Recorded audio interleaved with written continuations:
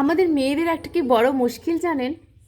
ধরুন আমাদের স্বামীর সঙ্গে ঝগড়া হলো, তখন আমাদের সব থেকে কষ্ট হয় কি, ভগবান মনে হয় সব থেকে খারাপ জিনিসটাই আমাকে দিয়েছে, খারাপ মানুষটা আমাকে দিয়েছে, এর সঙ্গে বেশি দিন সংসার করা যাবে না, আমি পারবো না।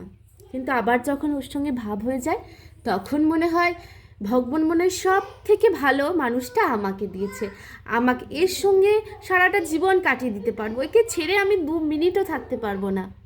তাই প্রত্যেকটা স্বামীর উদ্দেশ্যে আমার একটাই কথা, ধরুন আপনারা তো সারাদিন বাইরে থাকেন, কিন্তু আমরা সবসময় বাড়িতে থাকি, 4 দেওয়ালের মধ্যে বন্দি থাকি, আমাদের কষ্ট, বেদনা, যন্ত্রণা বলার মতো কেউ থাকে না।